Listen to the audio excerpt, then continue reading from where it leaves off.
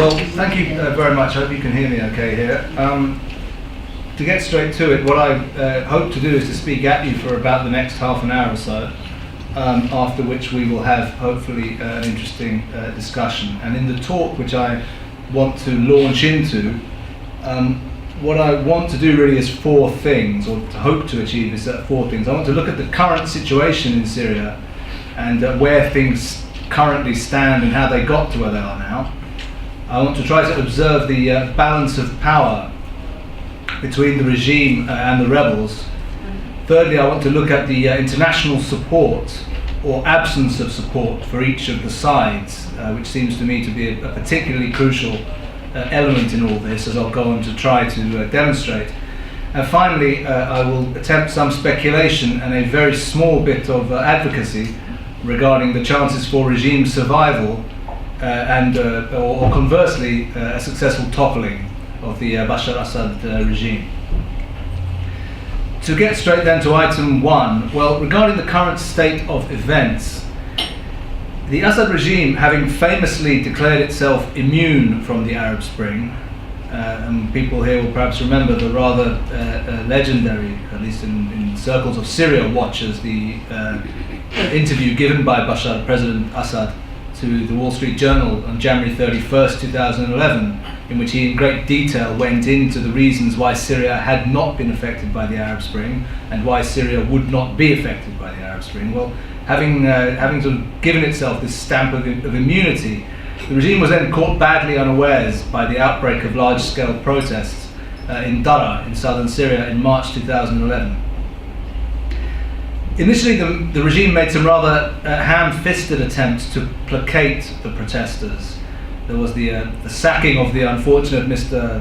Faisal Khaltoum, the then governor of Daraa, the granting of nationality to thousands of Syrian-born Kurds who had previously been deprived of any national status, the scrapping of a ruling that banned teachers from wearing the Islamic niqab dress, and finally the rescinding of emergency laws in place since 1963. Having tried all this and found that the uprising continued to grow, the regime from mid-April 2011 went into a position of frontal confrontation with the protests, which has in essence continued unabated from mid-April 2011 up to and including the present day. This confrontation then is now up to nearly 14 months old. 13,400 people, we are told, are dead, or at least that was the figure yesterday. It may well have increased since then. Tens of thousands have become refugees in Turkey and Lebanon. Unknown numbers are in regime custody. The pattern on the ground has now become clear. The revolt is taking place in certain specific areas of the country. The Assad regime first places areas in revolt under closure and then moves to pacify them. The armed element of the rebels withdraws, unable to take on the regime in frontal battle. The civilian population of the area in question is then left to bear the brunt of the retribution that follows. But, and this is crucial, when the regime moves on from the area in question, the rebellion reignites. That is to say that neither side currently can deliver a fatal blow to the other. The initiative in this ongoing contest has ebbed and flowed between regime and opposition in the course of the year. And I'd like to go on now to look in a little bit of detail at the most important recent events in this. Starting in late 2011, following months of demonstrations and repression, the opposition and the Free Syrian Army began to establish a precarious control over a number of areas of Syria. First to come under rebel control were a number of towns and villages in the northern Idlib province, adjoining the Turkish border. Later, in January 2012, the Free Syrian Army succeeded in taking control of the town of Zabadani in the Damascus province, following clashes with regular troops in that area. On 21st of January, the FSA temporarily took control of the town of Douma, nearer to Damascus. The Free Syrian Army also for 3 months famously controlled the city of Homs, or at least around 2/3 of it, Syria's third largest city. And in January, in the furthest point it had yet reached, or has yet reached, in terms of control of territory. The Free Syrian Army took control of some suburbs of the city of Damascus. Once under rebel control, the regime ceased to have any visible presence in the area in question. This control, however, was precarious in the extreme, and the Free Syrian Army and its enemies both understood that the rebels would be quite incapable of holding that ground against a frontal assault from the forces of the regime. In late February and early March, I spent a week in Idlib province, most of it inside one of these liberated areas, and I'll be happy to talk in further detail in questions and answers if people are interested as to what was going on and what the people there were about. In February 2012, however, the regime began a concerted attempt to retake these rebel-held areas town by town. It began by retaking Douma near Damascus. It moved on to Homs, and people will remember from the media coverage at that time in Homs the tragic death of the journalist Marie Colvin and her French colleague. They were inside Homs at an early stage of the reconquest by Assad's forces and were killed. From Homs, the regime moved on to rebellious Idlib province. In time, it hoped to complete the reconquest of ceded areas in time for the beginning of the so-called Annan ceasefire, due to begin on April 10th, 2012. A ceasefire, by the way, in which since it was declared, a further 2,600 people have lost their lives. An interesting kind of ceasefire. Human Rights Watch did some very courageous field work in the north of Syria, and in so doing, they have managed to piece together a picture of the events in Idlib province prior to the ceasefire of April 10th, as the regime moved from town to town and village to village, recapturing the fallen cities and towns.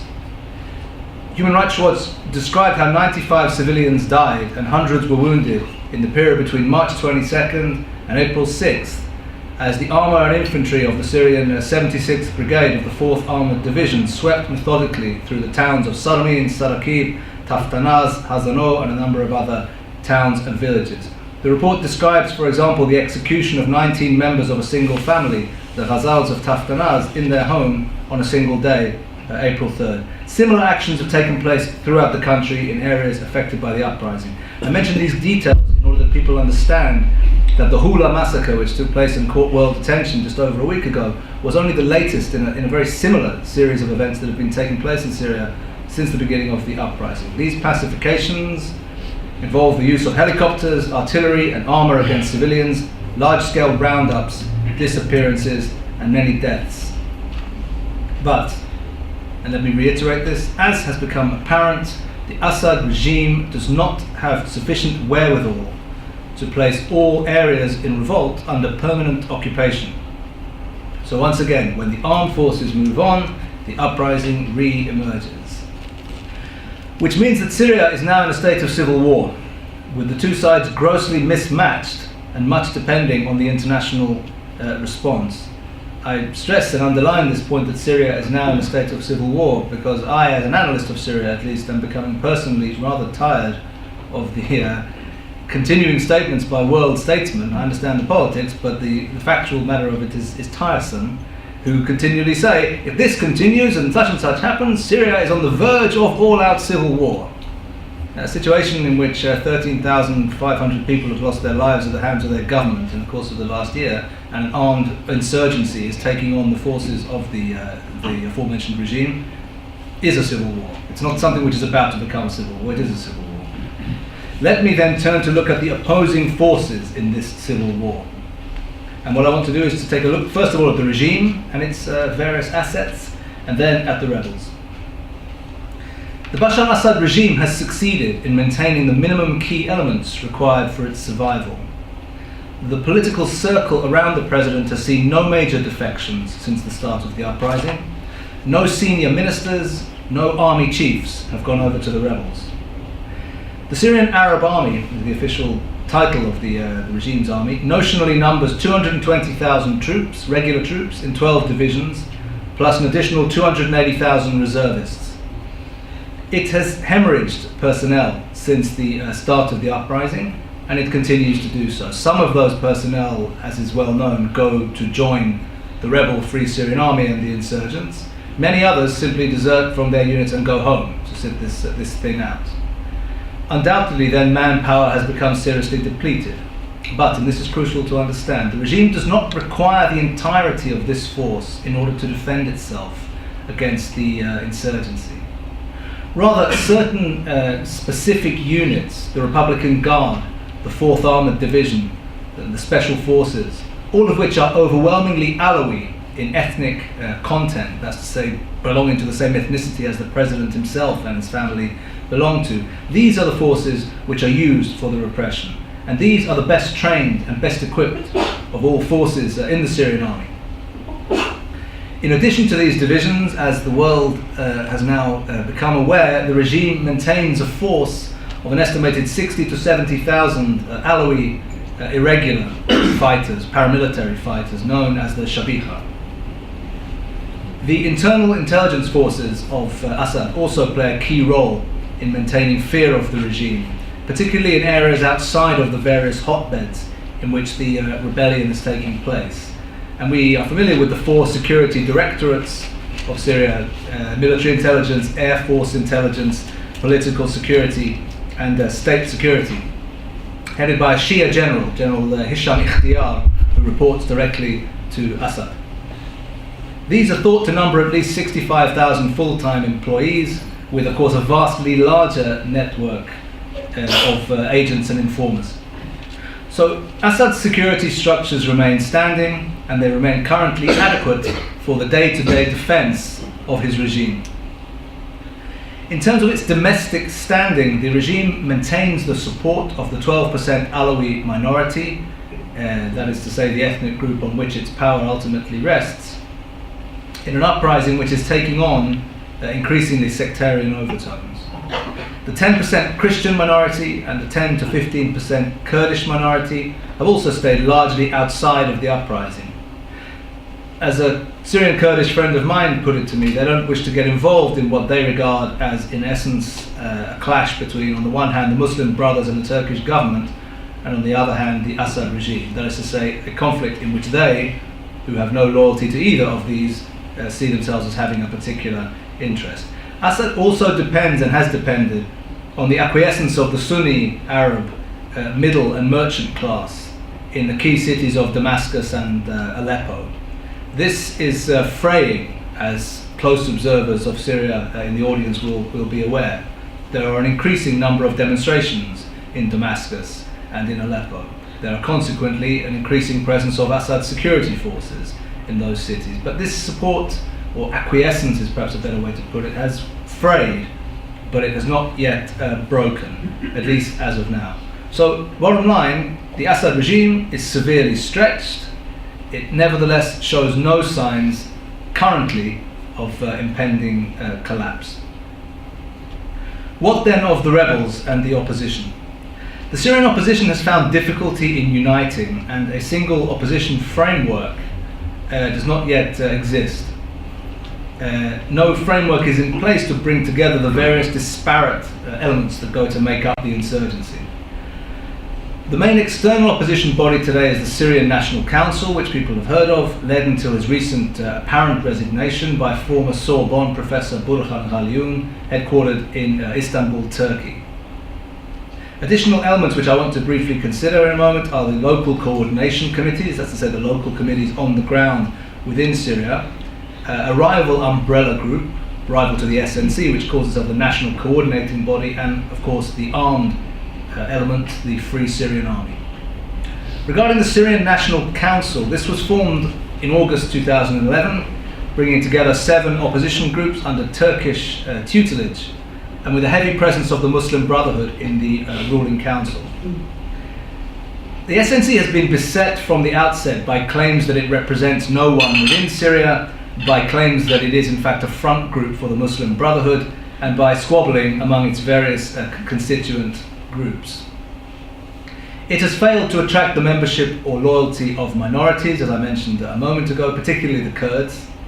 It has failed to seal the loyalty of the Free Syrian Army or bring it under its command and control. and it has failed to keep the loyalty of the local coordinating committees who've joined it, but who are currently and constantly threatening to resign from it in response to various demands of theirs which they feel have not received sufficient attention. The National Coordinating Body is a less significant body which I'll spend less time on. It consists of 13 leftist Syrian political parties. Its main aspect of note is that it opposes external intervention and maintains willingness for dialogue with the Assad regime. As a consequence of this, it is regarded by other opposition groups as collaborationist and is under suspicion. The uprising also, of course, has an armed element, on which I want to spend a little bit more attention.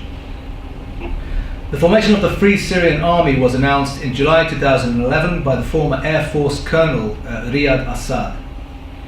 Despite the name and the notional command center in Antakya, Turkey, close to the border with Syria, this army consists for the most part of a loose conglomeration of armed initiatives centered around local power structures in parts of Syria, parts of the country.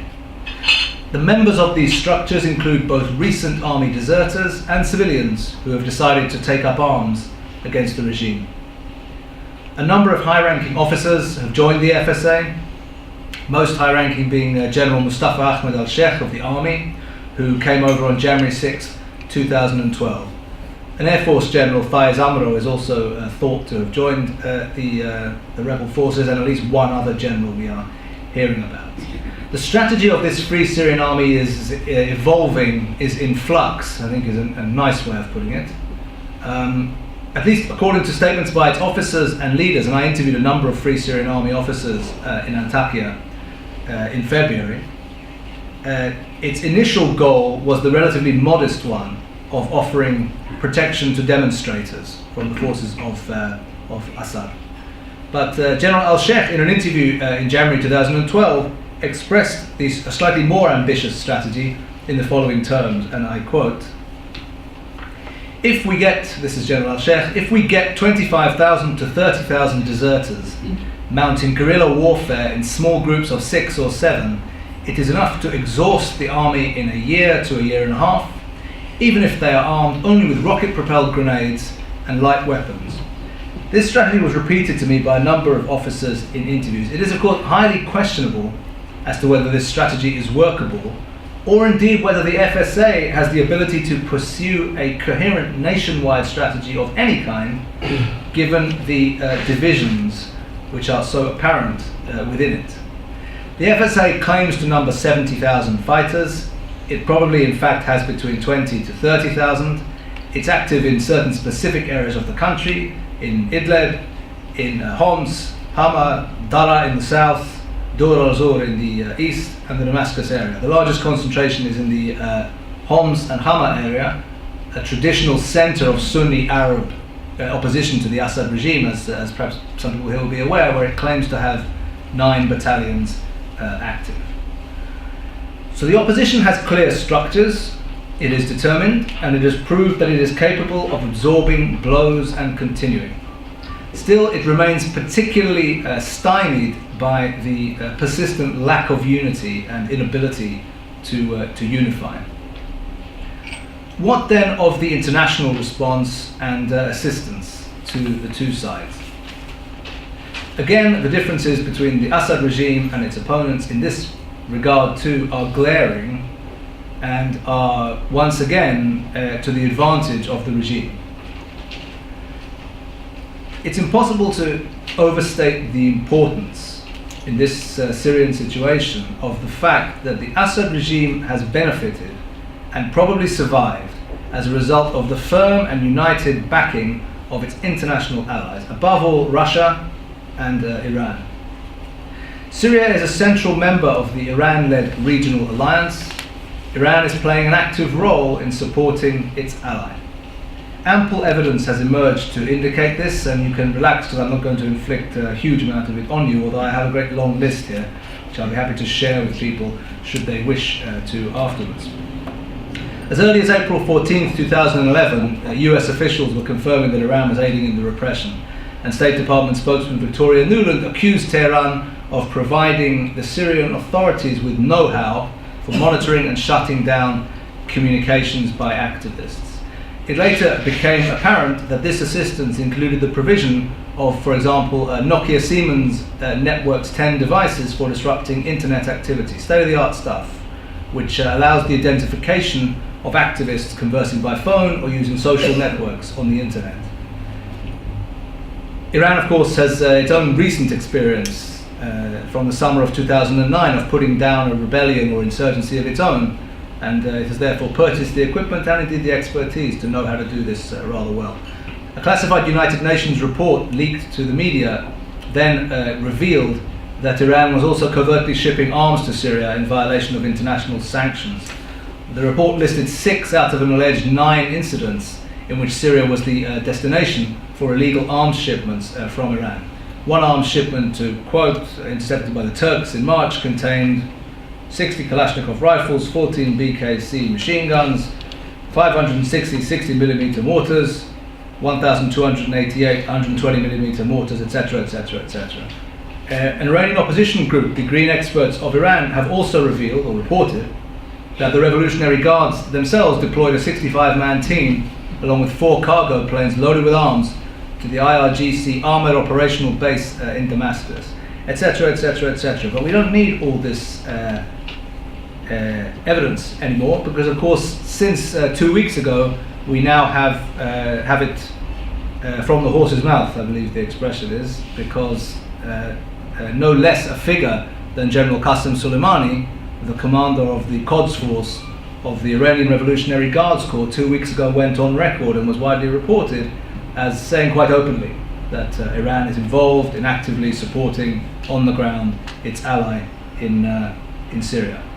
These allegations have also been borne out by eyewitness reports and indeed by footage obtained of Iranians captured and held by the opposition and of Iranian equipment, all of which is available for view by anybody who has access to YouTube on the internet.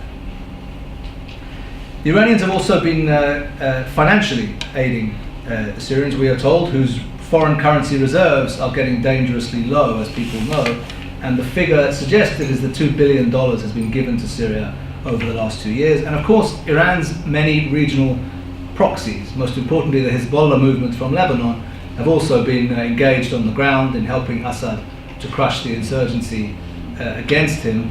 They understand well that the loss of Assad's Syria would constitute a very, very serious strategic blow to the Iran-led regional alliance and to Iran's ambitions in the region. Russia too has been aiding Assad overtly and covertly since the outbreak of the uprising. Russian support has been most apparent, of course, and most visible in international forums, for example in preventing a coherent international response via the United Nations Security Council on Syria. But Russian aid to the regime in terms of arms has also been substantial. Between 2007 and 2011, imports from Russia accounted for 78% of all Syrian arms imports, according to a recent study by the respected Stockholm Peace Research Institute. The second largest supplier of arms in the same period was Belarus, which accounted for a further 17% of Syrian imports. People will be aware, I'm sure in this audience, that the isolated Lukashenko regime in Belarus does not make its own independent policy on arms sales, but rather acts very much in concert with its patron in Moscow on this issue, which means in effect that 95% of Syrian arms purchases in the years up to the uprising came either from Russia or from one of its satellites. Russian companies are also heavily engaged in infrastructure projects and oil and gas exploration in Syria. Total investment in Syria amounted to $19.4 billion in 2009. It's not hard, given the scale and breadth of this investment, to see why Russia is committed to the survival of Assad. But there is also a second element, which is a strategic element, which mustn't be forgotten. The naval base at Tartus on the Syrian Mediterranean coast gives the Russian Navy the ability to operate in the Mediterranean and thus to reach the Red Sea via the Suez Canal and the Atlantic through the Straits of Gibraltar in reduced time. The next deep sea base along that the Russians have is in Sevastopol in the Crimea on the Black Sea. So the Russian interest in keeping this going is immediately apparent. For all these reasons, then, the Russians have been determined to keep Assad in place, and they have been aiding him systematically in both the diplomatic and the military realms. Armed ships loaded with weaponry are leaving the port of Oktyabrsky in southern Ukraine on the Bug River, a very nice town, by the way, if you ever get a chance to go there, crossing through the Bosphorus Straits to Limassol in Cyprus, and thence to the port of Tartus. This is the lifeblood of the Assad regime. And let me say, in this regard, that the excuse or explanation given by both Russian and Syrian officials as to why they should not be held responsible for this is one worth savouring. What they say is, well, this is not the kind of weaponry that can be used for crowd control. So it would be wrong to make a direct link between the arms arriving to Tartus and the repression of the uprising. Because they say these are conventional weapons. We're talking about high-velocity rifles, we're talking about armoured vehicles, we're talking about artillery pieces. This is not what you use for crowd control.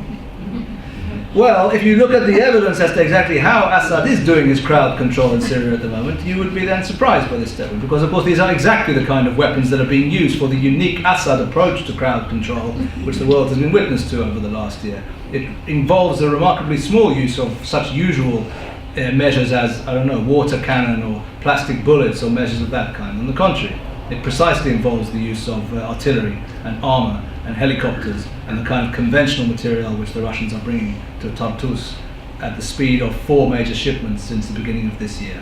So in short, behind Assad stands a determined international coalition pledged to keeping him in power, apparently by all means necessary and available. The Western response, despite verbal support for the opposition, has of course been very different in nature. The US administration clearly wanted and wants to avoid any direct involvement in Syria. As a result, throughout 2011, policy appeared rudderless, I think is a nice way of putting it, with Washington tentatively trying out a number of options and then abandoning them. Not until August 2011, indeed, did President Barack Obama even call on Assad formally to depart. The US sought first of all to rely on Turkey, on Erdogan's government in Turkey, but Turkey made clear that while it was prepared to sponsor and domicile the Turkish opposition, and indeed the Free Syrian Army on the border, it would take no unilateral steps without United Nations Security Council sanction. US and EU sanctions were incrementally increased in the course of the year-long uprising, and along with the collapse of the tourism sector for fairly obvious reasons, these have had a heavy impact on the regime. The economy in Syria is expected to contract -3% in the course of the year. But with the help of Iranian donations and Russian arms supplies, this regime does not seem to be about to run out of funds. 2 abortive international plans, supposedly for international mediation, have been supported by the West. The first, Arab League plan, people may remember, from last autumn, failed to call for Assad's removal. That was in order to get it through the Security Council. And it saw a small number of Arab observers inserted into the country, led by a Sudanese general, General Mustafa al-Dabi, who later on, ironically, turned out to be a suspected war criminal himself. They were withdrawn when the failure of the plan to impact on the reality of the situation became apparent. Which is odd, because the subsequent plan, the UN-supported Kofi Annan plan, currently in operation in Syria since April 10th, 2012, appears to follow in almost the direct parallel lines the nature and makeup of the previous unsuccessful Arab League plan. The regime of Assad officially accepted the 6-point plan. It has, however, ignored its provision for removing troops and armour from populated areas. Once again, the plan contained no call for the removal of the dictator in order to enable it to pass the UNSC. And of course, the bloodshed has continued apace since April 10th, 2012, with the 250 to 300 unarmed UN observers currently in the country, of course quite powerless to stop it. And let me say in passing that Major General Robert Mood, who is the Norwegian Major General commanding those forces, is a personal acquaintance of mine, and I regard him as an extremely serious man and by no means a sort of bumbling European general straight out of Central Casting. This is a supremely serious professional. But the fact is that if even you could put General George Patton or Napoleon or anybody else, or Julius Caesar, in charge of these poor 250 unarmed men, and even they couldn't produce a result out of this because the remit of the mission makes it impossible from the start. Well, this tepid nature, this tepid Western response may now be altering to a degree. The latest indications to emerge from the media are that, which I hope we'll discuss in more detail in questions, are that the West and the Arab states are realizing that sponsoring the squabbling external opposition is evidently leading nowhere, and instead money and arms, and we have reason to believe also American expertise, are being made directly available to elements within Syria. Saudi Arabia and Qatar are providing the funds and the weapons. The Americans, we are told by the Washington Post at least, are reportedly helping to identify those elements which deserve to receive them from within Syria. But even if these reports are accurate, they pave the way for a long civil war with uncertain results rather than a mechanism for the rapid removal of the dictatorship. The armed opposition remains loose and divided, as we discussed before. The Saudis and Qataris have little experience of successful support for insurgencies. Indeed, Riyadh's track record on this in recent years, particularly when they've been up against Iran, when their associates have been up against Iran-associated forces, has been fairly poor. We think of the experience of Beirut in the May events of 2008. When, of course, the Saudi-supported Hariri people went up against Hezbollah in West Beirut, with the results being fairly quick and conclusive. Hezbollah took the western part of the city in 48 hours. The Muslim Brotherhood are also understood to be the recipients of aid and to be engaged in gaining political power on the side of the insurgents through their own operation of channeling money and resources to the armed groups. So in short, what we have is we clearly have increasing efforts on the ground, just outside of public vision, so to speak, to increase support for the rebels, but nothing like on the level, it seems to me at least, and I think this is controversial, nothing like on a level which will bring the matter to an early decision or an early conclusion. Let me then move to my conclusions, after which I'll be quiet and you can ask me questions. Syria's alignment with Iran and with Russia is the core of a successful regional policy of some years' standing. Through it, Damascus has magnified its local and regional influence and has obtained an insurance policy against paying any price for its activities.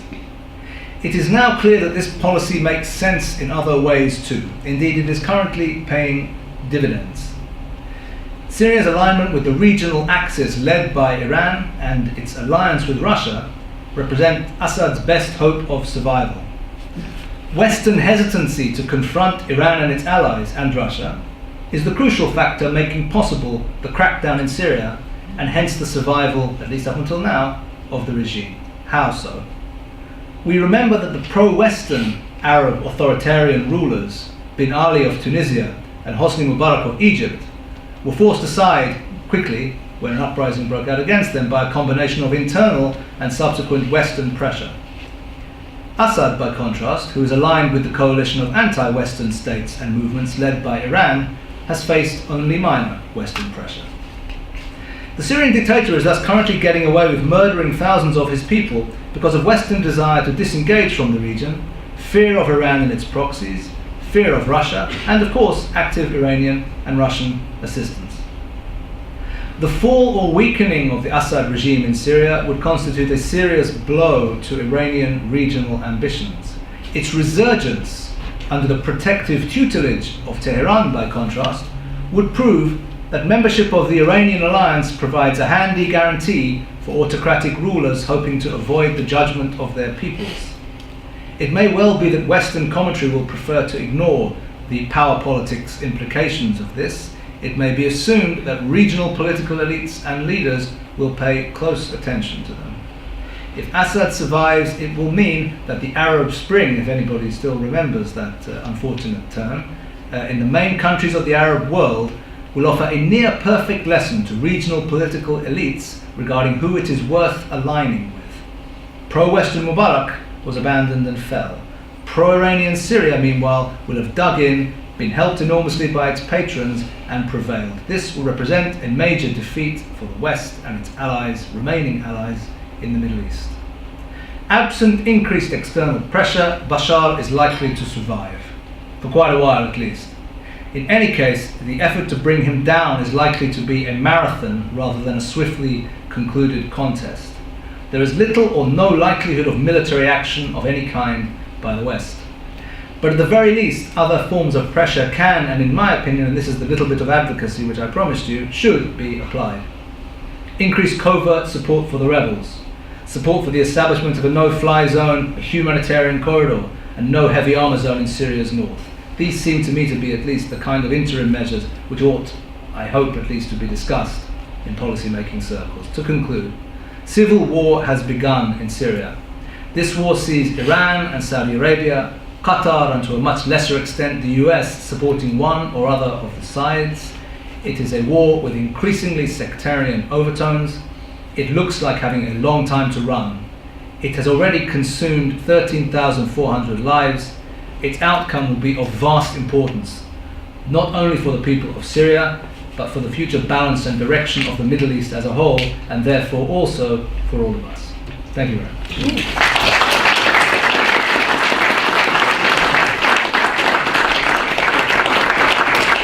Well, thank you very much. We've now got time for questions, and I'm going to exercise the chair's right to ask the first one. And I refer to the St. Augustine, who remarked that more tears have been shed over answered prayers than over unanswered ones. And it seems. Can you conceive of a circumstance in which Assad was knocked over by a bus or killed or done away with? I mean, the regime is going to be exceptionally difficult to dislodge. It's not just Assad the man, it's Assad the regime, and it's a very strong, very cohesive, very unified Alawi regime with a lot of allies within the Syrian community who fear the consequences of disorder in the country. Would you like to comment? Sure. Assad is strong, but I think we also shouldn't exaggerate the extent of his support base, and I think we should be clear on this. Assad maintains the support of the 12% of the country, or almost all of the 12% of the country, which is Alawi in ethnic nature.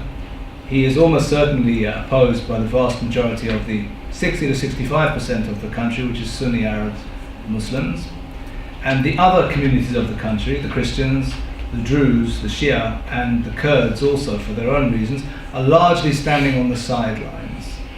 So yes, he has support, and the Alawis, having supported him as far as they have, are now likely to support him to the end, because I've forgotten the correct. There's a nice Shakespeare quote in this which I've forgotten. But if you go so far down the road, of support for a bloody dictator, it becomes almost pointless at that point to abandon it, because there will be retribution in any case. So the Alawis are kind of locked in now with the regime. This doesn't seem to me to make Assad entirely invulnerable. He can be dislodged, I think.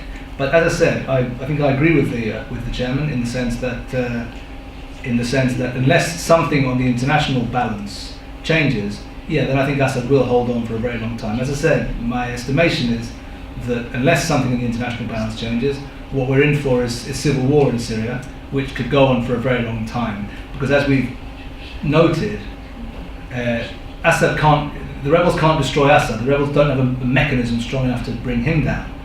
But what we're also seeing is that the regime's balance of support is sufficiently narrow that he is not able to reimpose his authority throughout the country. He has military and security forces sufficient to crush any chosen area of revolt. But once he's crushed it, he has to move those guys onto another area of revolt, and when he does that, the first area, the revolt re-erupts. That's the way it's been in Syria, surprising to many of us, by the way, for 14 months now. Many of us thought, I was one of them, that once he puts his the full mechanisms of horror available to him into play, he'll crush this fairly quickly. And it hasn't happened. It's come up again. So yeah, it's very, very hard to dislodge him. It's very, very hard for him to crush the insurgency. The logic, I think, then that follows on from that then is unless something else in the balance changes, we're in for a very long conflict to come. And that's what I think we probably are in for. Okay. Yes, Sarah. I'm sorry, from the NLA. The one country you haven't mentioned, Security Council member, is China. We know that the Russians are opposed to, but one would hope maybe that Russia could at some stage see the light. But what about China? Isn't it just opposed to this sort of any intervention, UN intervention, which makes it just impossible for the UN to have a mandate to? Well, the Chinese, of course, have voted, along with the Russians, and the Chinese are overtly opposed to any change on the international stance vis-à-vis Syria. My own sense, though, is that with regard to Syria, the Chinese stance is largely following in the footsteps of Russia, as China often does vis-à-vis Middle East policy. The Russians, as we looked at a moment ago, have a very large array of tangible investments in Syria, of both the economic and the strategic variety. The Chinese have virtually none. The Chinese used to buy a very small amount of the little bit of oil that Syria produces. They don't buy it anymore, and that's pretty much where it starts and ends. So the Chinese don't have a tangible stake in Syria, which means, in my estimation, that if the Russians were to change sides, one way or another, one would probably find that the Chinese would go along with them. The problem is the Russians rather than the Chinese. I don't think the Russians are going to change their stance anytime soon. But the fact that international pressure from America and others, or international attention is perhaps a better way of putting it, of America and others, is on the Russian stance rather than that of the Chinese, is because they understand that it is the Russians who are the ones whose minds have to be changed on this. Should they be changed, China is not going to sort of dig in and defend Assad when all else, including his Russian friends, are gone. I think that's important. The one caveat I would say with that, just in terms of the Chinese record, is that it was, of course, the North Koreans who were the ones who built Assad's plutonium reactor for him in Al-Khaybar, which was destroyed by Israel in September 2007. And it is very probable or possible that the North Koreans would not be getting involved in such a thing like that unless their Chinese patron also knew about it. But other than that tangential connection, the Chinese aren't really part of Syria, of the Syrian arrangement itself. They just tend to back the Russians on these kind of issues, and that's what they're doing here. Yeah. So. Ian Reid, what I don't understand is what are these two groups fighting about?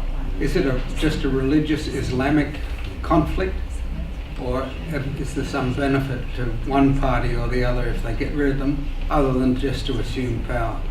Well, I think that the Arab Spring or the Arab upheavals of 2011 may well have taken on and be taking on increasingly Islamist and religious and sectarian garb, so to speak, appearance. And we should note that and not underestimate it, as some have. But having said that, we also, I think, shouldn't make the other mistake of then saying, well, the whole thing was only about sectarian and religious rivalries from the outset, and there's no social or economic aspect to this. I think there is a social and economic aspect to this. The fact of the matter is that the Assad regime in Syria was one of the most brutal and repressive regimes on the planet. It was a dictatorship on of the old style, maintaining repression of a type truly horrifying to all those of us who've been friends with the Syrian dissident community for some years. This is a fact. And there is a sense in which many people in Syria, I think as a result of what took place in Egypt and Tunisia and elsewhere throughout the course of 2011, felt that new possibilities were opening up, and consequently took to the streets. And so I think one should not underestimate the extent of genuine popular discontent in many parts of Syria, specifically the rural and poorer parts of the country, which have been the centres of the uprising. So it's not about just sectarian clashes. It's not just Sunni Arabs against Alawis, and it would be incorrect purely to frame it like that. Although it is also that. It is also about a gravely repressed population who are rising up against a dictatorial ruler. The fact that, unfortunately, politics being what it is, they may end up with an Islamist insurgent leadership, which, if it comes to power, may be no more representative or tolerant than the Assads is also something we should take into account. But we shouldn't entirely forget, I think, the genuine basis to this. 13,000, hundreds of thousands of people don't go to the streets risking their lives, with astonishing courage, week after week, Friday after Friday after Friday, purely because of I would say, theological issues. In this case, also because they feel themselves to be facing a dreadful situation which they've been seeking a way out of. Yes, Mike. Michael Hellman, council member. Is Al-Qaeda active in Syria?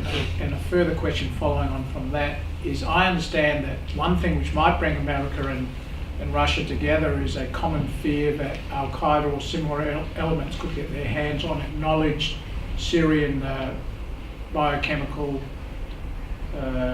stockpiles, and that's something which might unify America and Russia. Well, one moment. With regard to the first part of your question, the answer is yes. Al-Qaeda and other Sunni jihadi organizations and groups and individuals are undoubtedly active in Syria. I can tell you that for two reasons. Firstly, because the reports they're reporting are credible, and secondly, because I've seen them with my own eyes in Idlib province. So yes, undoubtedly fighters of that kind are on the ground in Syria. They are not the majority of the fighters engaging against Bashar al-Assad's regime, and they are not part of the mainstream Free Syrian Army, which is trying for obvious reasons to distance itself from them, just as energetically as the regime is trying to make out that everybody who's engaged in armed activity against it is Al-Qaeda, for equally obvious reasons. So, they're not the majority, they're not the mainstream, they are there, and they are there in increasing numbers. They're there in increasing numbers for fairly obvious reasons, which is that the Middle East, the Arabic-speaking world, as people here know, contains within it, among many other things, a sort of mobile population of young, committed, Sunni jihadi fighters.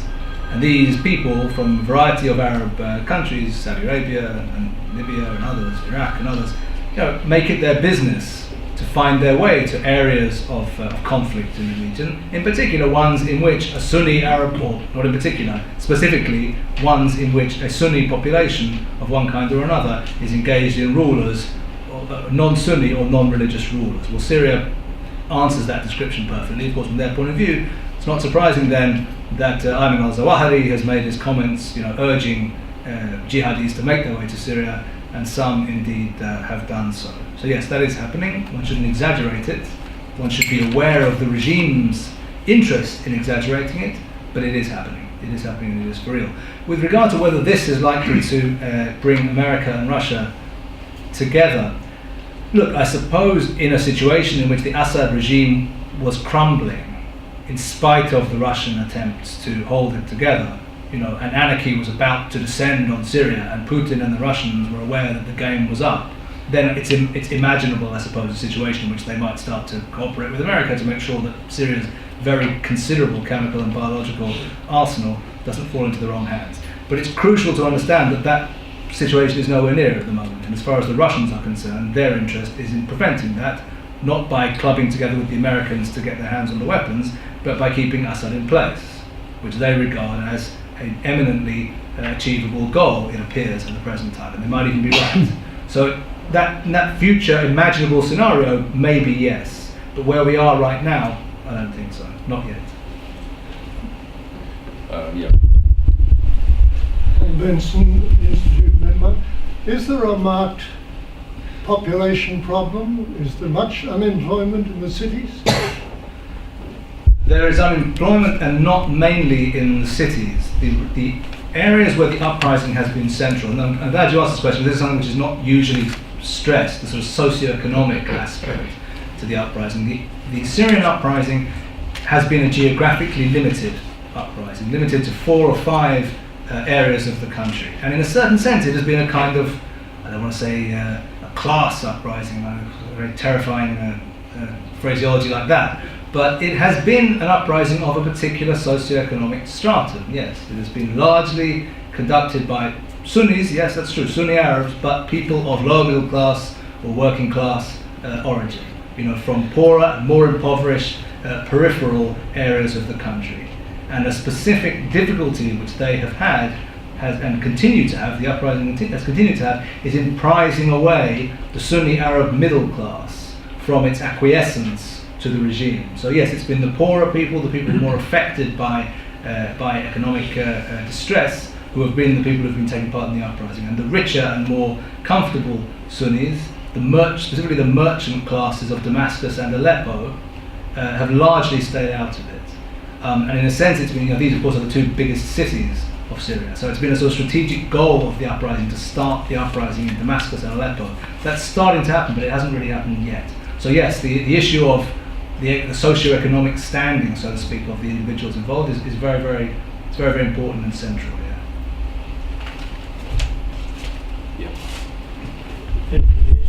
Bill Pickford of the Institute. The thing that troubles me is looking beyond Assad.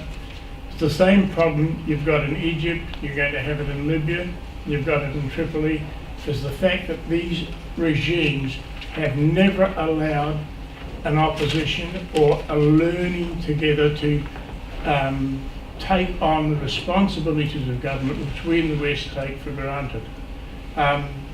The real problem is not the removal of Assad, but what will take place and how we can hope that it will be positive and constructive. Well, first of all, I share your concerns entirely. Secondly, I would have to add that so far at least, Western policy in this regard has been somewhat lacking. And let me tell you that in my view, and I'll talk about it in a little bit of detail, in my view it has in fact exacerbated this problem rather than addressed it. Let me say first of all that Syria does have certain advantages over countries such as Egypt and Libya in this regard. A couple of them. Firstly, Assad and his father had so succeeded in comprehensively destroying the Muslim Brotherhood movement, which was comprehensively crushed in 1982, and it then became a capital crime in Syria to belong to it, that what doesn't exist in Syria is what does exist in Egypt, as we're now finding out, which was a kind of ready-made Muslim Brotherhood domination of the country that could take control quickly once the dictatorship disappeared. In Egypt, all over Egypt, Muslim Brotherhood cells and structures and organisation existed to deliver them the landslide victories in parliamentary elections, and probably also, we're going to see in a minute, in June 16th, in presidential elections. That doesn't exist in Syria. That's, in a funny way, an advantage. Secondly, of course, Syria is a far more heterogeneous country ethnically than Egypt, as an example. You've got lots of Christians, you've got lots of Druze, lots of Kurds. So Sunni Muslim Arabs wanting to come to dominate the country wouldn't have such an easy and obvious time of it as the Egyptians do. So in this respect too, some advantages here. But let me say that Western policy has served to diminish these advantages, because the Obama administration chose to contract out, so to speak, the building of the Syrian political opposition to one of its local friends. And the local friend that it chose was one of its best local friends, which is the Erdogan government in Turkey. And as a result, the opposition movement which they came up with, the Syrian National Council, has an obvious and very visible overrepresentation in its leadership of Sunni Islamists, of Muslim brothers. Not because the Syrian people voted for them, not because anybody wanted those people there, but because that's what Erdogan is himself, and that's therefore the kind of people he tends to promote. So yeah, in short, I'm deeply concerned about what you're saying, and I think that we as the West have taken exactly the wrong approach to trying to rectify it, even in a situation like Syria, where I don't want to be starry-eyed about it, but where all was not entirely hopeless, so to speak, at the outset. We in fact have done our best, sadly, to put the wrong people in the driving seat. And if we inherit, as I think we are likely now to inherit, a Sunni Islamist insurgency, that's not entirely just because that's just what happens in the Middle East anyway. To some degree, perhaps it is in 2012, the current moment we're living in, but it's also because of our own mistakes. So yeah, I agree with you, and I'm concerned too. What are the implications for Israel? Good question. Let me deal with this in some detail too. Those who know the Israeli stance towards the Assad regime traditionally will be aware that Israeli policy has shifted about 180 degrees since the beginning of the uprising. Prior to the outbreak of the uprising, perhaps some here will be surprised to learn this, I don't know, Bashar Assad had a fairly strong lobby within the Israeli security and defense establishment. I'm being slightly cynical, but not entirely. It was the prevailing opinion in the Israeli, specifically the military, the security establishment, not the diplomats, but the military, that Assad was a rational dictator, and that he was a reluctant member of the Iran-led regional alliance, and that therefore he was probably the weakest and most vulnerable member of that alliance to inducements to bring him over to the pro-American alliance. There of course were many in America who believed this too, hence poor John Kerry's many thousands of air miles between Washington and Damascus in recent years. That belief went along the following, was accompanied by the following sense. These Israelis, influential, and they were influential, believed that if Assad could be offered some territorial inducements on the Golan Heights, for example, he would be very happy to leave the unnatural embrace of the Shia Islamists in Tehran and to come over to the pro-Western and mainstream Arab states.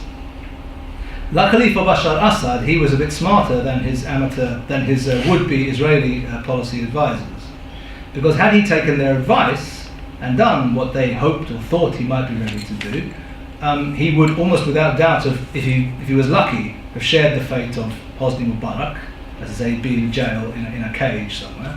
And if he was unlucky, he would have shared the fate of Muammar Gaddafi and be 6 foot under the ground. But what would be almost certain is he would have lost his job. As a result of his not taking their advice and his staying with the pro-Iranian alliance, he has kept his job, for a reason which I've been outlining earlier on. Which means that the Israeli system has now concluded that Bashar was a more determined and natural member of the pro-Iranian alliance than they had hitherto thought he was. Which means that the 180-degree turn has taken place, because now, as we have on record from Defense Minister Barak and Prime Minister Netanyahu and others, Israel now supports the toppling of the Assad regime. The thinking in Israel now is that given that Assad apparently was a more keen member of the Iran-led alliance than they thought he was, his fall would offer a major blow, or a devastating blow, to precisely that regional alliance that is most hostile to Israel and that is most effective in its aims, namely the alliance led by Iran. Israel looks specifically at the Iranian strategic goal of building a contiguous line of pro-Iranian states between Iran's western border and the Mediterranean Sea. Students of Middle East strategy will know that the Persians in various incarnations have been trying to do this since antiquity. They've been trying to reach the Mediterranean Sea. In recent years they've come very close to it. We think of the states involved. There's Maliki in Iraq, moving closer and closer, the Shia-led government moving closer and closer to Iran. Then there was Assad's Syria. Then there was Hezbollah-controlled or Hezbollah-dominated Lebanon. And then there was the Mediterranean Sea. So Israel thinks, well, if you remove one of those, you only need to remove one of the pieces of that jigsaw to bring the whole dream crashing down, to leave Hezbollah, a formidable non-state enemy of Israel, isolated, up in the corner in Lebanon, next to a new and angry and undoubtedly very anti-Iranian, anti-Shia Sunni dispensation in Syria, which will replace Assad if he falls, and therefore on a net gain from the Israeli point of view. So the answer is that Israel's position has shifted very significantly. Prior to the uprising, there was a certain sympathy for Assad and a belief that he could be brought over to the pro-Western dispensation. That's no longer there, and therefore Israel now supports his fall. Let me just say, in conclusion, in this regard, that contrary to what some people believe, at least to my knowledge, there is no direct Israeli link between Israel and any element of the rebels. I can tell you from my own knowledge that on a number of occasions Syrian Kurdish groups, the Kurds of course having a very different view of Israel to the Arabs, generally a warmer or supportive view towards Israel, attempts by Syrian Kurds to contact the Israeli system and to ask for assistance over the course of the last year have been met with complete silence, to my knowledge. Yep. I'm curious how you were able to go into Syria and to conduct the interviews that you had. And the second point is, it seems to me, if you comment, it seems to me that Russia has a vested interest in suppressing Islamist movements. They had a lot of trouble in Chechnya. The Chinese have a lot of trouble with the Uyghurs. Russia doesn't welcome an underbelly of Muslim countries that are radical. And so why should they change their position? Let me comment on the second part of the question first. In the following way, yeah. First of all, I think you know this is one of the subsidiary reasons I would put it for the Russian stance. I don't think it's primary, but I think we should also throw it into the mix for sure. The Russian concern about Islamism in the North Caucasus and closer to home, and of course also one should bear in mind, you know, the Russian probable dislike, for an example, of people getting together and bringing down a dictator by popular activity. I suppose they're quite hostile to that possibility too. So given those two elements, I'm sure these are subsidiary reasons for Putin's, for Russian rather, support for Syria. I don't think they're the primary ones. I think that the economic and strategic ones I mentioned before are the primary ones, but for sure we should put these into the mix too. I don't think they're primary just because, you know, the Eastern Mediterranean is really such a long way away from the North Caucasus that even if the Islamists were to triumph in Syria, I'm not quite sure how much comfort those remaining Chechen rebels who are still alive, you know, and active and not bought off would take from it. So, you know, it's there, but I wouldn't put too much stress on it. How was I able to enter Syria? Well, it's a good question, of course, because as people will know, it has become more or less impossible for journalists to operate freely in Syria, or indeed to enter Syria. Journalists obviously didn't get visas, and the only way you could get a visa would be to say that you were a tourist.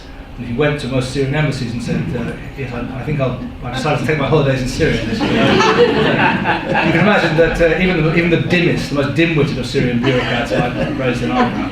So that was extremely difficult. So the answer is as follows. I've been writing about the Syrian opposition for many years prior to March 2011, when the uprising broke out.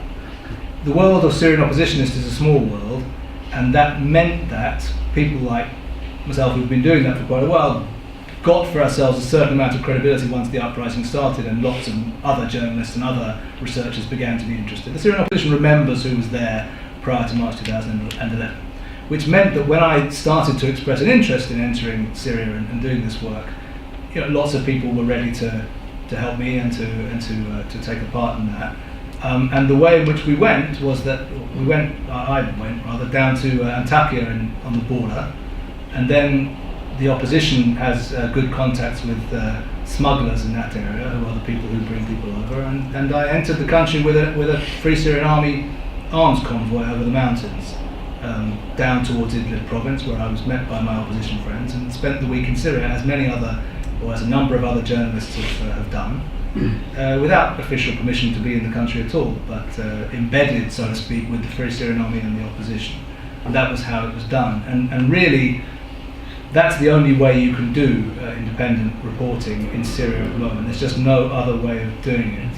The regime is required by the Kofi Annan plan to allow journalists to operate freely in Syria. They don't do that, of course, but the way they interpret it is they let in a small number of journalists who they think of as being perhaps more friendly towards the regime, and then they lock them down. They keep them under very firm supervision and control, and they're allowed to visit this or that area of the country, accompanied by their regime minder, and thus not really able to pursue their profession in a satisfactory way. The way I did it, of course, isn't satisfactory either from a professional point of view. Firstly, because I wasn't able to speak to pro-regime people, which I would also like to do, and which also is essential. And secondly, because I wasn't really able to go onto the main highway very much, because had I been on the main highway and got caught by an army roadblock, that would all have ended rather badly. So neither way is good. And from the regime's point of view, the successful restriction of free media activity, unfortunately, has delivered, has been a great boon to it. And it's noteworthy, and let me just say this in conclusion to this question, it's noteworthy that the journalists who've done the really important work in Syria over the last weeks and months have been not professional journalists from the outside, but just Syrians with a camera or with a cell phone. The reason why we all know about the massacre in Hula, whereas we didn't know about the massacre, or most of us didn't know about the massacre in Idlib province that I described to you a little bit in some detail in April, was for one reason and one reason alone, and that was because Syrian citizen journalists, i.e. just activists with or individuals with cameras, managed to get into Hula before the bodies were buried and to take those very harrowing and horrific images of the slaughtered kids and to get them out to the world. That was the job of citizen journalists. So Assad has been smart in restricting professional journalists from being able to operate, but he hasn't reckoned quite with the activities, very courageous activities of citizen journalists that are still in an unsatisfactory and blurred way, but are still managing to get something of the story out, along with obviously individuals like ourselves who try to make the trip whenever we can and to do what we can. Well, thank you very much. I'm afraid that has to be our last question.